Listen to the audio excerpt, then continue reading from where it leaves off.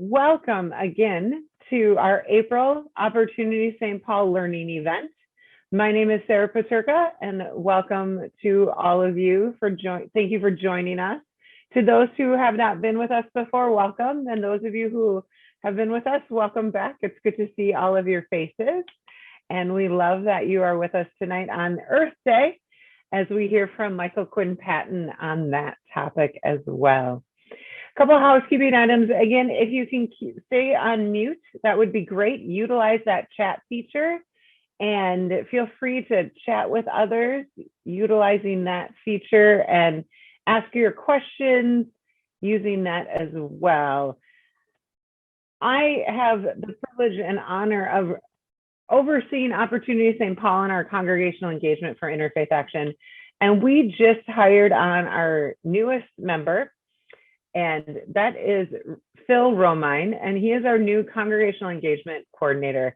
And I'm just going to ask, he's right there on my screen. I'm going to ask Phil to say a quick brief word about himself as a welcome to let you get to know him before we start our event. So Phil, why don't you unmute yourself? Good evening, everyone. Happy Earth Day to everyone. I hope that those of you who are here in the Twin Cities enjoyed a nice warm day for the first time in a few days. We had lots of sun and warmth. So I come from the church world. I have a background in theological education and higher education, and in the nonprofit world. I'm just really excited to be part of Interfaith Action and get to know a good number of you probably over the weeks and months and years to come, and figure out ways for our congregations to deepen their work with us, to expand our work to more congregations. And I'm looking forward to being able to, like probably the rest of you, slowly get back to actually doing things in person. My birthday is May 1st, and that will be 2 weeks and a day after I received my second shot. So I can think of no better birthday gift than getting back out and doing the things that I love doing. So this is an open invitation really to all of you to reach out to me. I will be doing plenty of proactive outreach in the weeks and months to come. But if you are curious about any of Interfaith Action's programs, whether it's with Opportunity St. Paul or with Project Home or Department of Indian Work or our community power-ups, and want to learn more, I'm always just a text, phone call, and email away. So, and I am really looking forward to this evening's conversation. Wonderful. Thank you, Phil. And why don't you put your email in the chat box, and so then folks will have it as well. And with that, thank you. I would like to introduce our executive director at Interfaith Action, Randy Raw, to take it from here. Thank you so much, Sarah.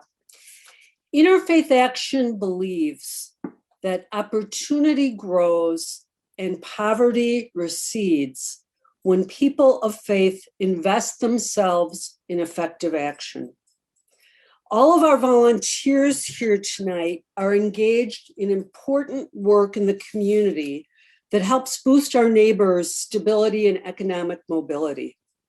To build community among us and to deepen our understanding of the barriers that our neighbors face, we have learning community together one night each month, like tonight. Thank you for joining us for what promises to be a fabulous session tonight.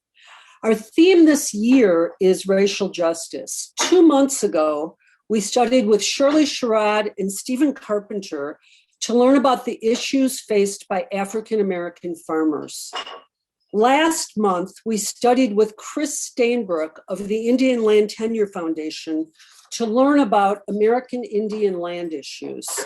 In those 2 evenings, we learned that rural racial justice issues have everything to do with racial justice issues in the cities.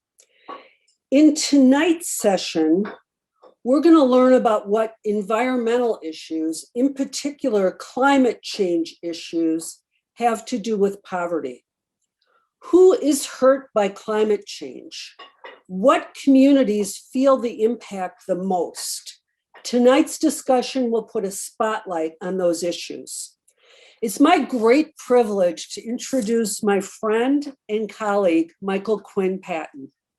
Michael is a worldwide leader in the field of evaluation, although he tells us he won't be talking about evaluation tonight. However, Michael can correct me, but I think of evaluation as learning what works. There is so much we need to get right in this world, and evaluators, and many are here, are our partners in making the world a better place. Brief bio. Michael taught at the University of Minnesota for 18 years, including 5 as the director of the Minnesota Center for Social Research. He's written the key books that are used in PhD programs in evaluation studies. They include, and I have a stack of them here, Principles-Focused Evaluation, the Evaluation Flashcards, Developmental Evaluation, and more. He's edited and/or contributed articles to many books and journals. He's won the major awards that the field of evaluation has to offer. Michael is working in many parts of the world, many parts of our globe, on the intersection between food systems, social justice, sustainable development goals, and climate change. This work is leading up to the United Nations Global Food Systems Summit in September. Michael's working with the McKnight Foundation using Blue Marble evaluation, global and local interactions to support their agroecological initiatives in West Africa, South Africa, Southern Africa, and the Andes, and their leadership in the Global Alliance for the Future of Food. In addition to all of this, Michael serves as an important evaluator for the programs of Interfaith Action of Greater St. Paul, including this program, Opportunity St. Paul. Please join me in welcoming Michael.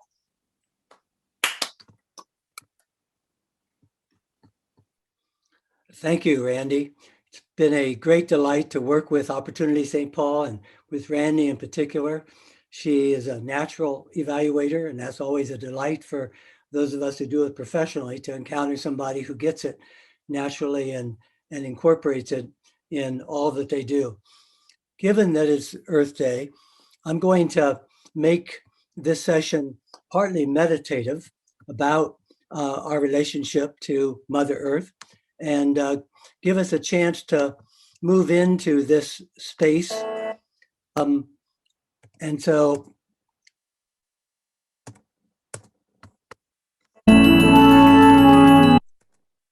here we go.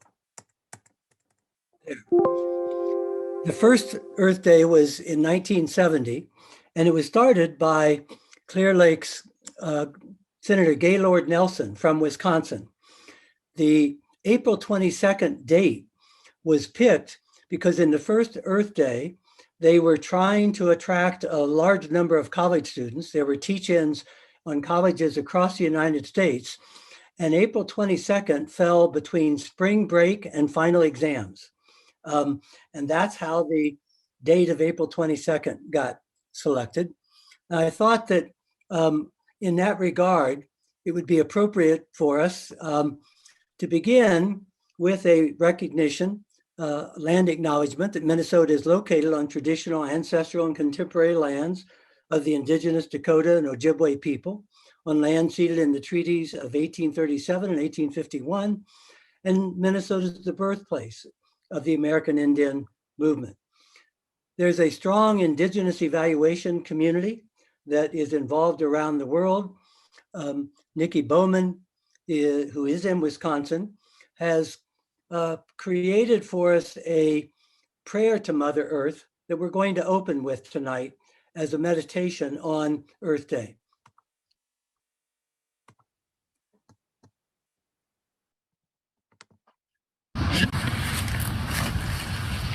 Kolamausi ni Deshinzi, Wichiwa New Kanawak, Nino and GIE, Shana, Wisconsin. Ndalapane we kwe, Mohikana we kwe.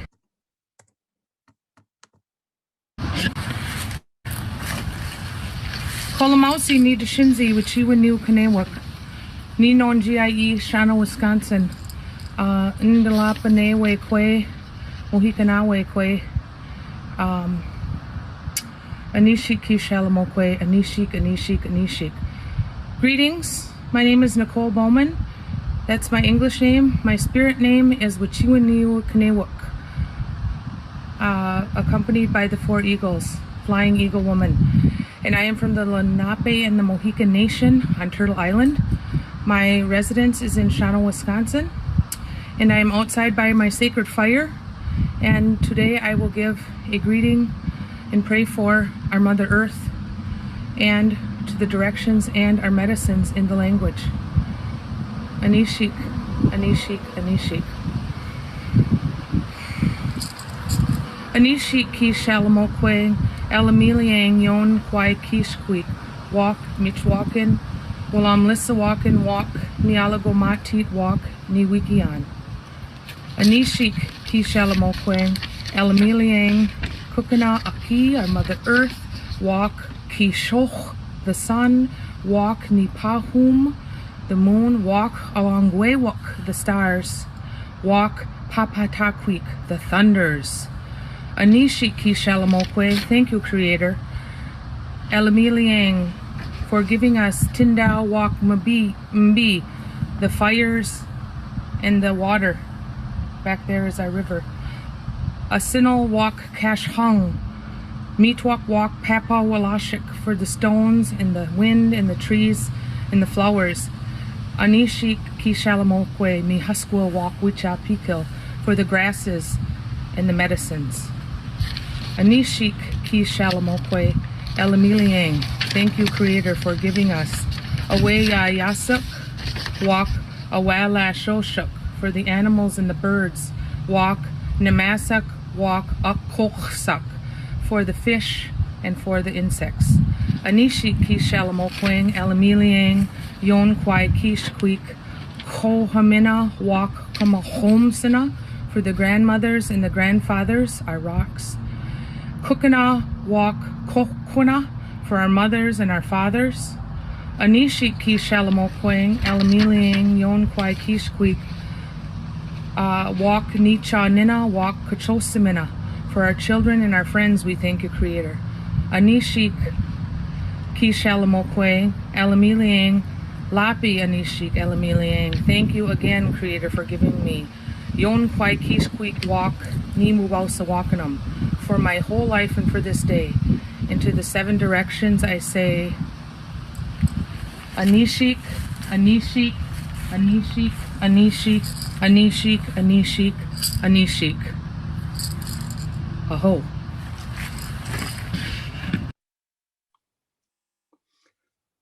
Thank you, Nikki. Lennon said there are decades where nothing happens, and there are weeks where decades happen. We've had such a week. And to acknowledge that is part of the context for the series on racial equity, and certainly part of the context for considering issues of environmental justice. It's been such an important and turbulent week. We'll come back to this, but I want to take another moment and give you a chance to settle in to what remains of Earth Day. And following on Nikki's prayer to Mother Earth, give you a chance to contemplate and just sit back and breathe deeply our shared home.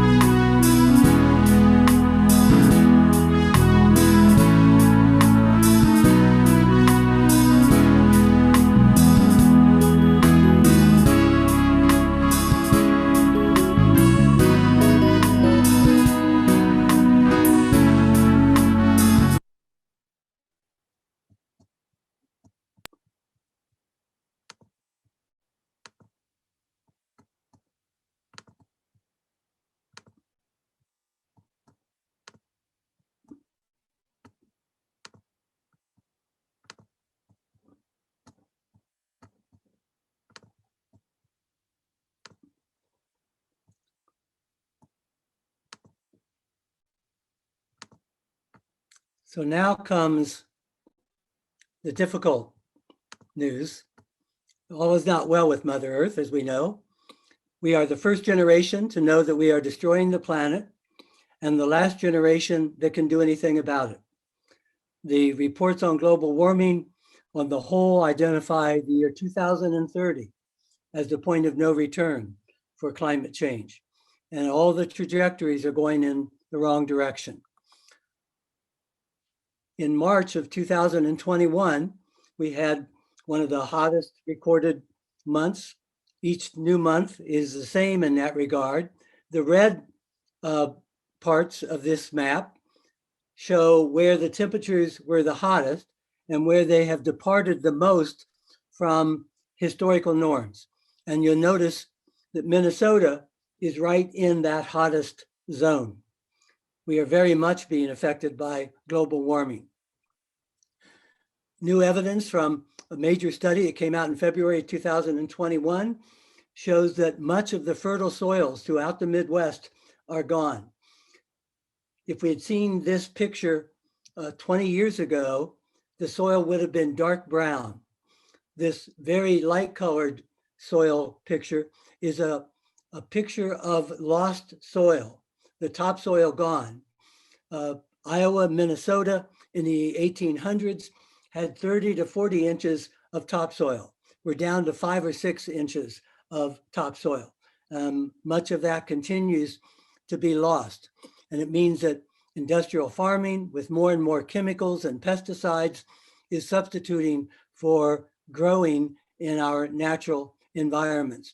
And with increased severe weather, there's more of that chemicals and pesticides that runs off into our rivers and lakes.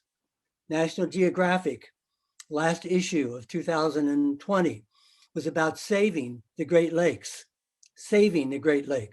including Lake Superior, threatened by invasive species, more severe storms that are eroding the coastlines, pollution of the lakes, major plastic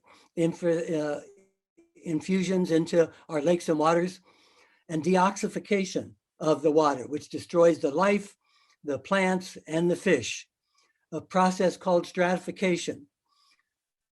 Just this past week, a major study came out in the professional journal Nature Communications called the Phenomenological Shifts in Lake Stratification Under Climate Change. This is about our lakes. One of the most important physical characteristics driving life cycle events in lakes is stratification. It's the mixing of top water and bottom water for healthy lakes. Projected changes in lake stratification across the northern hemisphere from 1901 to 2099 shows that stratification is beginning 22 days earlier and ending 11 days later. And by the end of the century, this will accelerate lakes deoxidation with subsequent effects on nutrient mineralization and phosphorus release from lake sediments. Further misalignment of life cycle events with possible irreversible changes for lake ecosystems is also likely. This is both Lake Superior and our 10,000 lakes. It means that the fishing in Minnesota will be very much affected, including the walleye. The walleye, our state fish, is a temperature sensitive fish. A 1 degree increase in lake temperatures will threaten the walleye. You're not hearing about that from the DNR, but the research shows very clearly that the combinations of pollution, of invasive species, of changing ecosystem habitat, and the warming of lakes is threatening the future of the walleye and other fish. We need to move from just paying attention to fishing to the sustainability of the larger fishing ecosystem, including issues of equity. Who has access to the lakes? Who owns lake property? Who's able to take advantage of the better conditions of the lakes, and who's shut out from our lakes and waterways and most threatened by the pollution and the mercury in the fish? And the butterfly, the monarch butterflies on their way north from Mexico now. I've gotten very attached to monarchs. the monarchs spend their winter, our winter, in the fir tree forest outside of Mexico City. Once the butterflies cluster there on tree trunks, and then they start back, as they are now, to Minnesota. I'm up in Pine City, where we've begun working in prairie restoration, building a habitat for pollinators, both bees and butterflies. Last summer, we raised 400 caterpillars to monarchs and released them. This is my granddaughter releasing a monarch that we've just uncorked from the glass jar. These are the monarchs in Mexico overwintering. And what the evidence shows us is that the monarchs are another kind of canary in the coal mine, a threatened species. Scientists estimate that the monarch population in the eastern US and the north central part of the US has fallen about 80% since the mid-1990s because of loss of habitat, because of insecticides, pollution, and the destruction of the forests in Mexico, destruction of land areas that the monarchs need, the milkweed that they need across that migratory path. Monarchs are the largest and longest migrating insect in the insect world, making that 3,000-mile round trip. We still don't understand exactly how they do it, but we do know that we're threatening their future and the future of many of our animals and plants, which we're connected to. And so we face a climate emergency. The challenge is to actually treat this as an emergency. I've just covered a couple of the indicators of how that affects Minnesota. We're looking at what our future is going to be like. There are good things happening. There are people working on these issues, but the trends continue to be largely negative. We've moved into what geologists have designated the Anthropocene, the first time in the 4.5 billion years of Earth's history where human beings are having more impact upon the Earth than the natural resources. The planet is very much an active, dynamic planet. It's never been static or stable. It changes, and those changes have been a part of natural processes. But for the last 12,000 years, human beings have been increasing their impact, and for the last 300 years, we've had a major impact in what's called the Great Acceleration. We're using our resources on the planet as if we have 5 planets and we only have 1. We're in the midst of what is being called the 6th extinction. There have been 5 previous periods in the Earth's history when 90% of life on the Earth was wiped out, the most recent being the dinosaur extinction. And now the loss of species is so great that we're in the early days of the 6th extinction, which is likely over the next 100 to 200 years to include humanity in the directions that we're going. Of course, this is a commodity opportunity. Everything has its market side. Here's a t-shirt that I saw being marketed, the 6th Great Extinction Event, what's in it for you? And the advertisement said, where some see only doom and gloom, the savvy player sees the coming collapse of the ecosystem and extinction of the majority of earthly plant and animal life as an opportunity. There's still time to profit from the impending extinction. Remember, he who dies with the most toys wins. The Union of Scientists moved the doomsday clock last year ahead another 10 seconds. We're now 90 seconds from midnight on the combination of climate change and other threats to our future. And so we have to be able to connect the dots for sustainability. The health of the planet for people means management of natural resources sustainably, from fish stocks and fresh water to fertile soil, forest habitats, and the carbon in the atmosphere. These have significant national, international, and intergenerational consequences. Under existing trends, human actions across the landscape and seascape are threatening food systems, water systems, and animal life, fish and pollinators. Changing temperatures are stressing systems that provide energy, medicine, and timber, all already overwhelmed by unsustainable patterns of production and consumption. The growing middle class globally will further strain planetary boundaries. Many of the solutions, however, will require breaking down the walls of specific sectors, forestry, agriculture, energy, transport, health, and working with a variety of stakeholders across landscapes, seascapes, and cities to achieve multiple goals at once. There simply isn't enough time or money to pursue isolated and contradictory solutions. And the pandemic has brought all this into further highlight for us. One of the causes of animal to human pathogens and diseases is the loss of biodiversity, the movement of human populations more deeply into animal terrains, and encounters with previous species that we haven't had human contact with before, that carry diseases that we are especially prone to connect to. In March, we had the first year anniversary of the pandemic declaration. And one of the things that became very clear in the pandemic were the extreme health disparities, the racial inequities, the socioeconomic inequities. The people most harmed by the pandemic were people of color, poor people, people in communities without good access and health capabilities. And that continues today. The headlines in today's newspaper are about the great surge in India and the emergence of still new varieties of the coronavirus emerging in India that may find their way, and likely will, back to North America, for which our vaccines may or may not work. This isn't over, folks.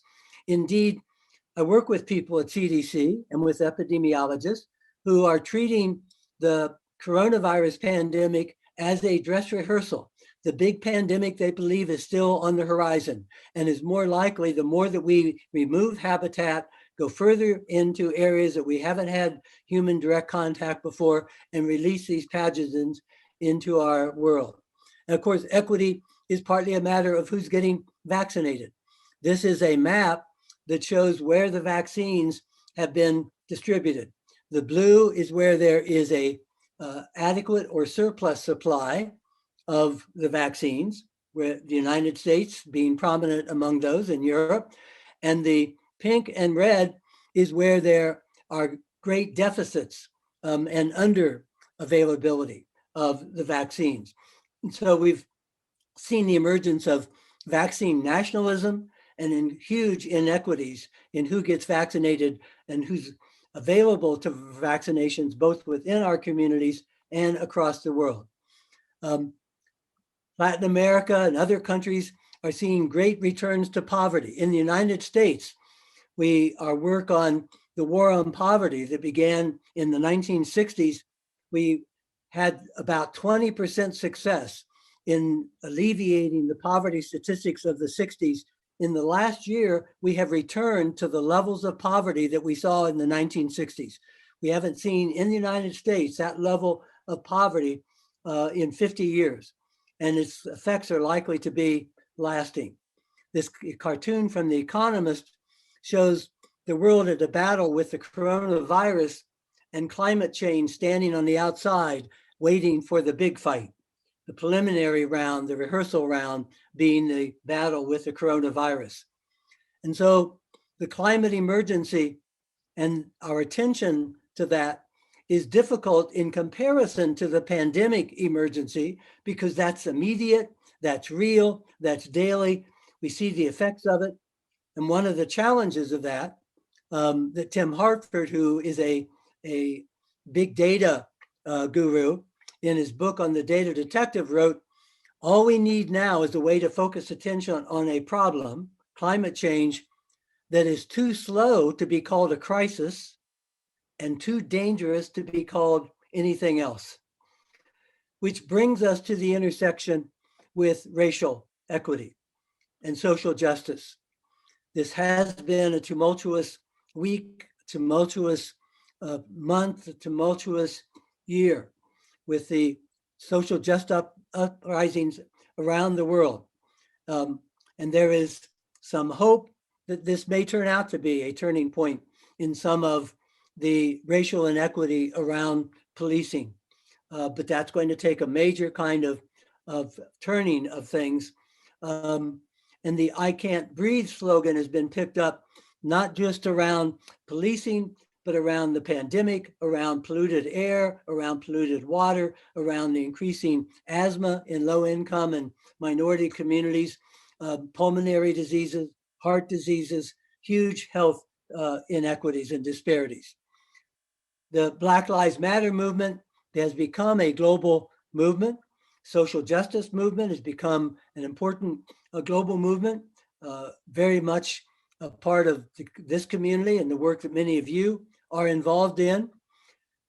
And the people around the world, I happen to be on a number of international webinars and phone calls this week in which people in Spain and in South Africa, in India, were watching the news to see what the verdict was. And I heard from a lot of those folks. The whole world was indeed watching. And the front page news of the New York Times. And this past weekend, I suspect a number of you may get the New York Times on the weekend edition. We got a different view. The headline of the Sunday Review section of the New York Times was headlined Minnesota, America. Minnesota as a microcosm of America. And it featured 3 articles by African-American Minnesotans. One was called Minnesota is one of the best places to live in America unless you're Black. What Minnesota nice sweeps under the rug. Minnesota values white comfort more than Black lives.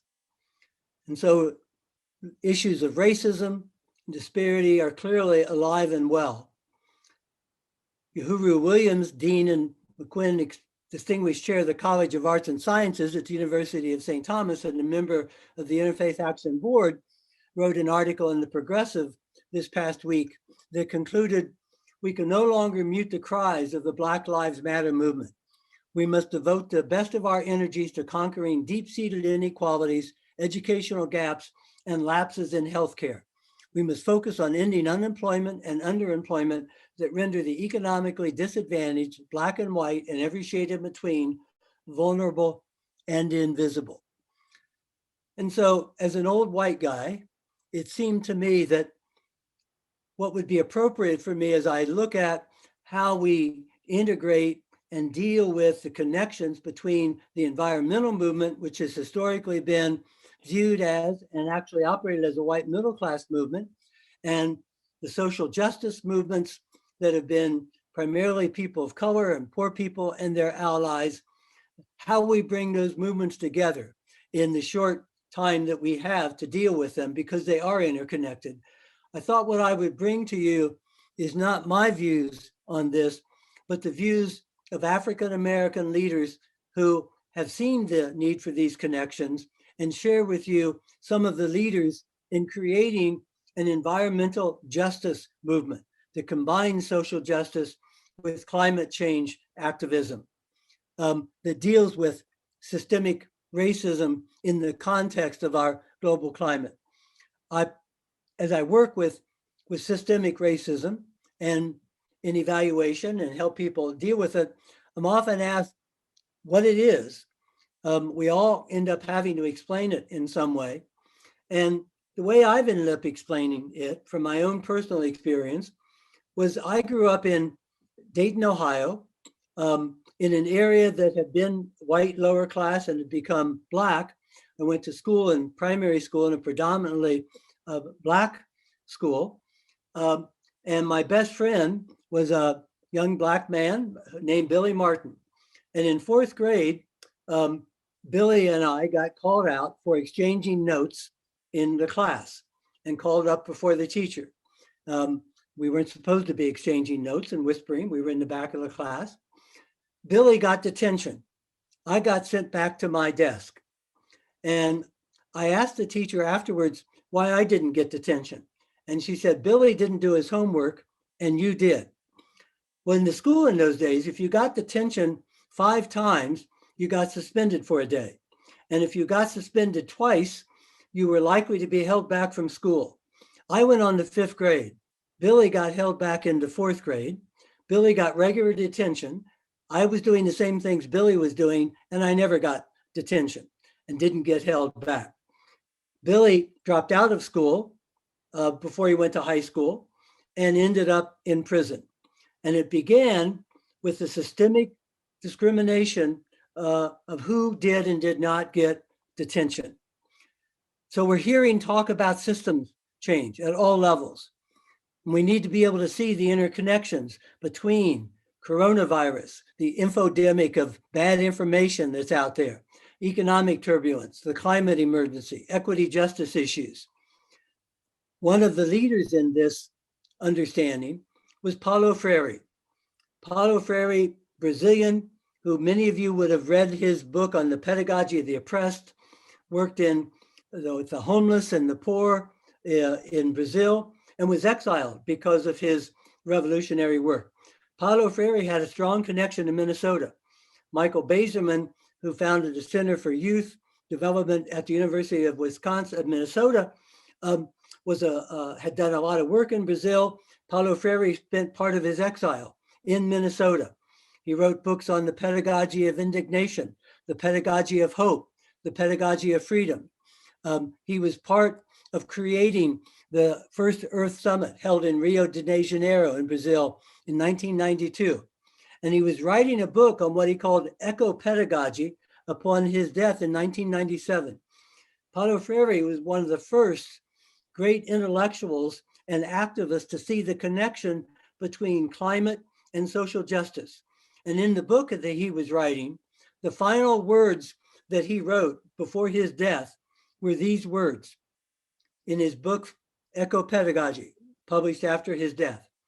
How urgent it is that we fight for more fundamental ethical principles, such as respect for the life of human beings, the life of other animals, of birds, and for the life of rivers and forests.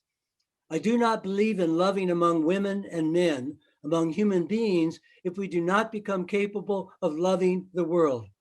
Ecology has gained tremendous importance at the end of the century.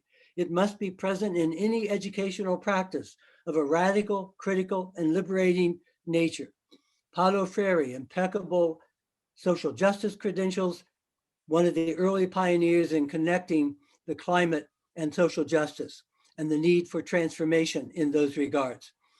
UNICEF came out with a report 2 years ago on the effects of climate change on children, a report called Unless We Act Now. UNICEF Director Anthony Lake wrote in the introduction, in every crisis, children are the most vulnerable. Climate change is no exception. As escalating droughts and flooding degrade food production, children will bear the greatest burden of hunger and malnutrition. As temperatures increase, together with water scarcity and air pollution, children will feel the deadliest impact of waterborne diseases and dangerous respiratory conditions. As more extreme weather events expand the number of emergencies and humanitarian crises, children will pay the highest price. As the world experiences a steady rise in climate-driven migration, children's and their futures will be the most disrupted. The key messages in that report are that children will bear the brunt of climate change. Today, over 500 million children live in extremely high flood occurrence zones. Nearly 160 million live in higher extremely high drought severity zones. Climate change will make existing inequities even worse. It will not affect all equally. Because of the risk associated with them, flood and drought zones often overlap with areas of high poverty and low access to essential services such as water and sanitation. This means that children and families who are already disadvantaged by poverty, those with the fewest resources for coping, are likely to face some of the most immediate dangers of climate change. The cumulative shocks will create a cumulative impact. Climate change stands to increase the frequency and magnitude of disasters. Every additional shock can push people deeper into a cycle of poverty that is harder to escape. The huge and sad war in Syria and the civil war there and the horrible human rights violations there began with a drought in rural Syria and people fleeing the drought areas where they could no longer produce food, moving to the cities where there weren't jobs, and social unrest increased. I was at a transformation conference 2 years ago where very serious people working on the ground, making maps of how children and families are going to be affected by climate change, seriously estimating that by the year 2050, 20 countries are gone, 50 cities are gone, and 3.5 billion people are displaced. Our current migrant and dislocated people is but the tip of the iceberg. This is a map that shows how many children are affected under business as usual, which is 1.5 billion children on the left. If we are moderately successful on climate change, only 750 million children will be deeply affected. And if we are really ambitious, we may be able to drop that number to 150 million. Children deserve, the report concludes, to live in a world free from the life-threatening effects of climate change. Given the overwhelming scientific evidence on the dangers and causes of climate change, failing to take action is an injustice to all children, but there are concrete steps that can and must be taken to safeguard our children's rights and future if we act now. And so global systems change and transformation is what's on the agenda. And young people are seeing this connection, are joining together climate justice and racial injustice for environmental justice. Now, I want to close with some of the leaders in that movement from the African American community who are seeing the connection, helping us all see the connection and working towards that. One of those people, Anthony Rogers Wright, who describes himself as an Earth citizen and Black liberationist. He's with the Climate Justice Alliance. He writes, withdrawal from the challenges associated with climate change and white supremacy is simply untenable at this point in history. The stakes are too high for the climate community and the planet alike. And you have to ask yourself how some of the most ardent climate champions have found the ability to cope with the stress that comes with taking on powerful entities like the fossil fuel industry and political establishments, but not the stress that comes with dismantling racism and white supremacy in their own spaces. Whomever determines the answer to this riddle may be responsible for saving the world. Ironically, if not paradoxically, by not naming white supremacy as a major function of climate change, and by not addressing its manifestations within progressive spaces and their own organizations, the professional environmental nonprofit operation is its own version of climate denialism. And he concludes, discussing climate science may be less uncomfortable than talking about the role racism and white supremacy play in disproportionately impacting brown and Black folk. And it's certainly less discomforting than discussing the role racism and white supremacy plays in the climate movement itself. But embracing this discomfort has become necessary to dismantle the myriad systems of oppression that contribute to the oppressive nature of climate change. And so on the front lines of Black Lives Matter and climate justice, he is working to combine those. Reverend Mariana White Hammond is a pastor of New Roots AME Church in Dorchester, Massachusetts, and she has taken on the title of Minister for Ecological Justice in her church and in her denomination. She says, the reality is that this world is crumbling. We need to start figuring out how we're going to live differently. What made her live differently was witnessing the way that climate change, economic inequality, and racial demographics clashed during Hurricane Katrina in 2005. Until that point, she says, I believed in climate change, but I kind of said, let the white environmentalists deal with this. But in the midst of Hurricane Katrina, she says, I, for the first time, really saw how climate change was a threat multiplier. It is important to connect the dots between the issues like climate change, immigration, and prison reform. In the fight against the climate crisis, she stresses the need for something deeper than facts. I think a lot of scientists early on thought that if they just told people the facts, we would make the logical decision and move forward. The only way we're going to shift is if we are called to fight more deeply for the things that we love. And if we don't love each other across race, across class, then we will sacrifice our planet. And so she's involved in a climate justice movement. And finally, Marianne Hegler is fighting to integrate social and environmental justice movements. She writes, this crisis didn't appear out of thin air. Someone did this to us, the fossil fuel industry and the governments that aided and abetted it. And it didn't start there. The fossil fuel industry was born of the Industrial Revolution, which was born of slavery, which was born of colonialism. It's no accident that the map of climate change's worst wrath to date looks like a colonizer's playground, because that's what it is. And it's also no accident that when it does play out in more affluent countries, it finds its ways to communities of color with all the precision of a heat-seeking missile. That's a feature, not a bug. We don't have to sit idly by and watch our future burn. We are not powerless. Quote, "You write in order to change the world," close quote, James Baldwin said. The world changes according to the way people see it. And if you alter, even by a millimeter, the way a person looks or people look at reality, then you could change it. I want to change the narrative, she writes, around our climate crisis to make it more intersectional, more emotional, more inclusive. I want to break it apart, remove the lies and half-truths, add in the missing parts, name the unnamed, make the implicit explicit. I want to make it so that people of color see themselves in it, because we've always been in it, at its center even. In other words, I want to make it whole. I don't want a fact-finding mission. I want a truth-telling mission.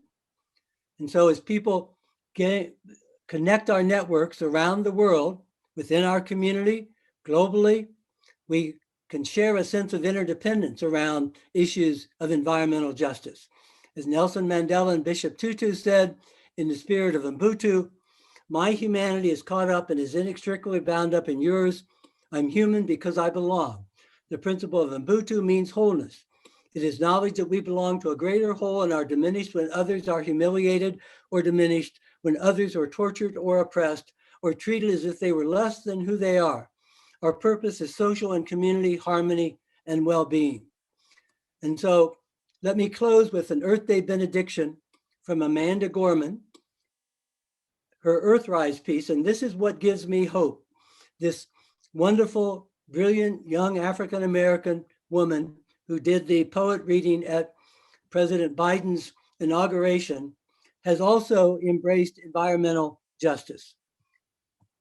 And I want to take you to her. Some of you may have seen this. If you haven't, you're in for a treat.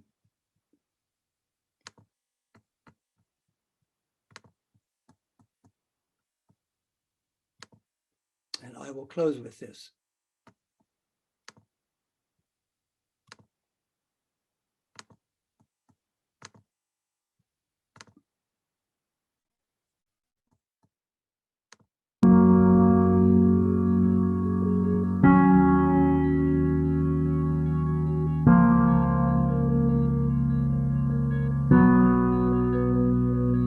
On Christmas Eve, 1968, astronaut Bill Anders snapped a photo of the Earth as Apollo 8 orbited the moon.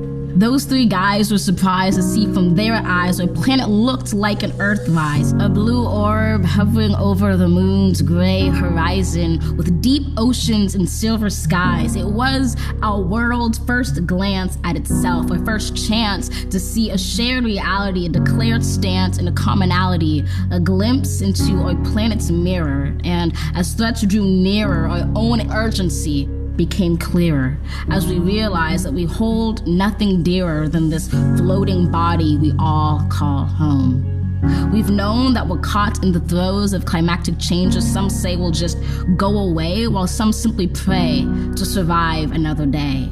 For it is the obscure, the oppressed, the poor who, when the disaster is declared done, still suffer more than anyone.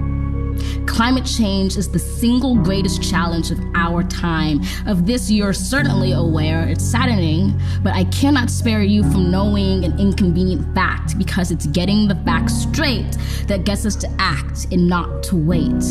So I tell you this not to scare you, but to prepare you, to dare you to dream a different reality where, despite disparities, we all care to protect this world, this riddled blue marvel, this little true marvel, to master the verve and the nerve to see how we can serve our planet. You don't need to be a politician to make it your mission to conserve, to protect, to preserve that one and only home that is ours. To use your unique power to give next generations the planet they deserve. We are demonstrating, creating, advocating. We heed this inconvenient truth because we need to be anything but lenient with the future of our youth. And while this is a training in sustaining the future of our planet, there is no rehearsal.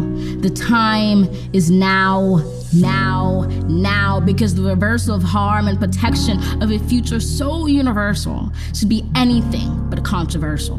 So, Earth, pale blue dots, we will fail you not, just as we chose to go to the moon. We know it's never too soon to choose hope. We choose to do more than cope with climate change. We choose to end it. We refuse to lose.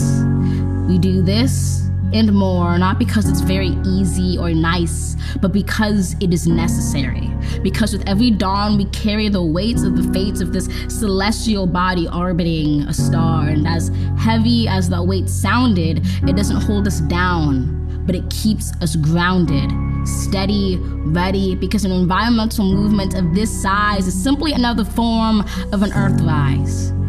To see it, close your eyes, visualize that all of us in this room and outside of these walls or in these halls, all of us change makers, or in a spacecraft floating like a silver raft in space, and we see the face of a planet anew. We relish the view, we witness its round green and brilliant blue, which inspires us to ask deeply, wholly, what can we do? Open your eyes, know the future of this wise planet is right in sight, right in all of us. Trust this earth uprising, all of us bring light to exciting solutions never tried before, for it is our hope that implores us at our uncompromising core to keep rising up for an earth more than worth fighting for.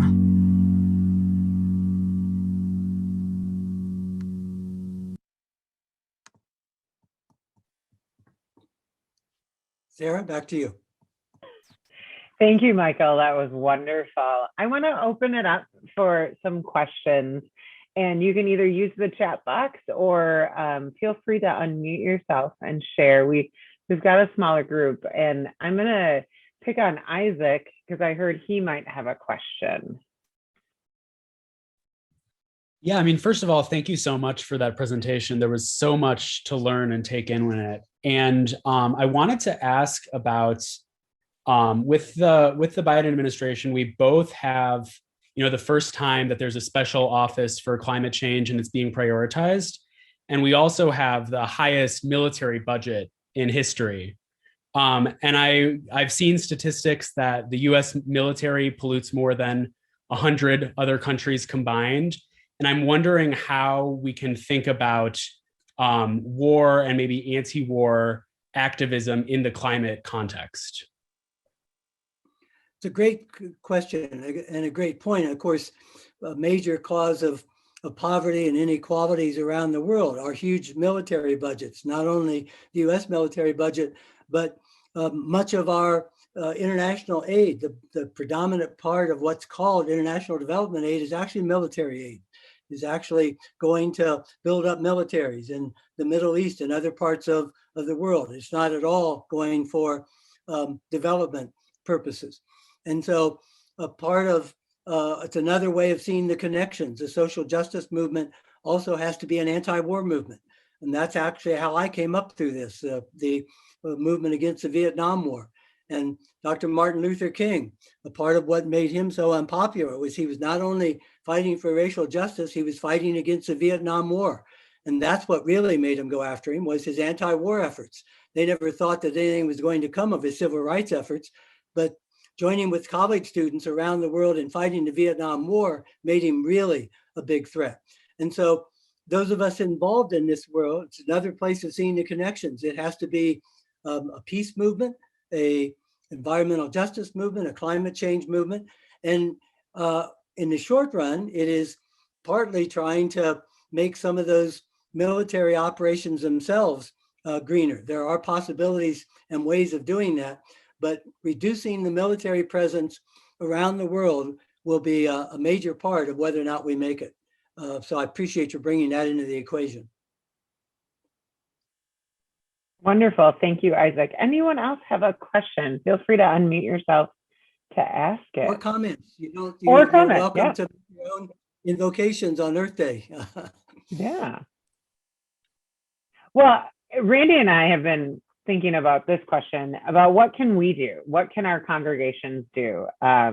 We've got 100 congregations. There's 700 on the east side of St. Paul. How can we be more involved, Michael? Well, I think it begins with people getting informed about what the issues are in our community. There are environmental issues. There's certainly racial justice issues. They are connected. A good place to start is looking at a post-mortem on what happened to Project Spirit, an after-school program for African-American children that Interfaith Action was supporting and making possible. And in the midst of everything that's going on and all the hand-wringing about what ought to be done, funders changed their priorities, created categories that program didn't fit in, and some 80 after-school young African-American children lost their support, both in families of poverty, but that program had a heavy environmental effort in it. They were very aware of their cultural identity, of their African identity, and of the larger world, dealing with that. So there are opportunities for us to look at wherever we are, making these connections, not getting caught into silos, but within our own community, examining what the issues are. What we know about a theory of transformation is that everybody has to do their part in their own backyard. You look at how slavery ended, apartheid got overturned, the Me Too movement, the fall of the Berlin Wall, the anti-smoking movement, Mothers Against Drunk Driving. There was nobody in charge of those movements. There wasn't any single person. There wasn't a strategic plan or a single organization. It was everybody working in their part of the neighborhood, working in their own backyard, and then combining forces to create those movements. It's a network of action, and Interfaith Action is that kind of networking. Opportunity St. Paul is that kind of networking. That's how we create collective action. I love it. Yes, that is how we do that. Phil, you had a question. Yes. Thank you, Michael. I was wondering about any comments or thoughts or reflections you had about the Project Drawdown initiative that began. I want to say the book, I think, was published back in 2017, and I know they've been sort of rolling out some multimedia initiatives and things like that, but I was just curious whether or not that was something that you had engaged with. I found in some initial reading and looking through it, I found some, I guess, a sense of momentum there that has sometimes been lacking in other reports about kind of the challenges that we're all facing collectively on climate change. So I was curious on some of your thoughts about that project. Well, there are lots of positive initiatives going on and people working on it. One of the strategies of the climate deniers and the climate resistors and the fossil fuel industry in particular, taking their cues from maintaining the tobacco industry for years and the alcohol industry, is to try to paint these issues as entirely matters of individual choice, that we all individually just have to recycle more, to divert us away from taking on the fossil fuel industry, from taking on the military industrial complex, as Isaac talked about, that the big issues are policy issues. They're turning around the nature of our consumer capitalist system. And so what they're very good at in their publicity is turning that back and saying, well, you as an individual, this is on your shoulders. You need to take individual action. What we need to do is take collective action to change those larger systems, certainly own our piece within it, walk the talk. But we're talking about major systems change and being sure that those kinds of of initiatives, binding together, looking for where the policy action is, and joining together to make those changes. It's how civil rights legislation got done. It's how climate change legislation will get done. It's how major policy change gets done. And that leads then to incentives for all these different kinds of initiatives that we ought to be operating at multiple levels. But don't just stop at individual choice. The harder thing is transforming these systems. Wonderful, thank you. Avis, do you want to ask your question? I saw it in the chat, but don't be shy. Okay, I don't know how to put it into words, but I keep hearing little bits and pieces. Here's wonderful news of a small organization with wonderful success with something. But how do we publicize those so it catches on, so others start replicating it? We see these individually. This is just focusing on best practices, and they're all around us. That is part of what we actually call a theory of transformation, of collective action, of helping people connect together, and not just in a publicity sense, but in a action sense. Again, I think that's one of the strengths of Interfaith Action, is bringing people together to do the work that Interfaith Action is supporting, that Opportunity St. Paul is doing. Begins with being knowledgeable about the situation, what is working and not working, as Randy said at the top, and then turning that knowledge into action where people can connect.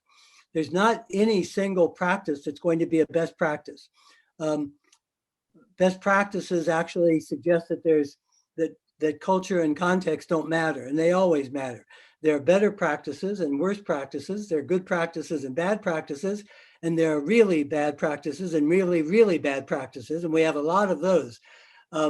So by being able to, each of us in our organizations, join from our strengths, it's less, to me, a matter of replicating a model than of helping people, each in their own territory, institutions, organizations, and initiatives, combine their strengths together to create tipping points and critical mass. We never know where those things are until after the fact, but we do know them when they've happened. And that does take what you're talking about, getting those units and organizations to create momentum together. Wonderful, thank you. I am going to pass it over to Randy. Michael, I just want to say thank you so much for being with us on what must be your busiest day of the year at this point. And thanks for making time with us. Thanks for sharing with us. Thank you for all the kind words about Interfaith Action and its work.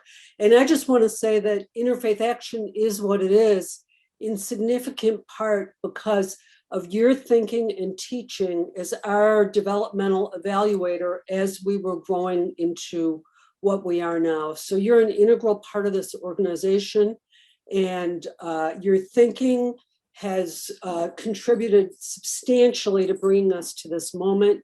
And we feel very honored to have you here with us on Earth Day. Thank you.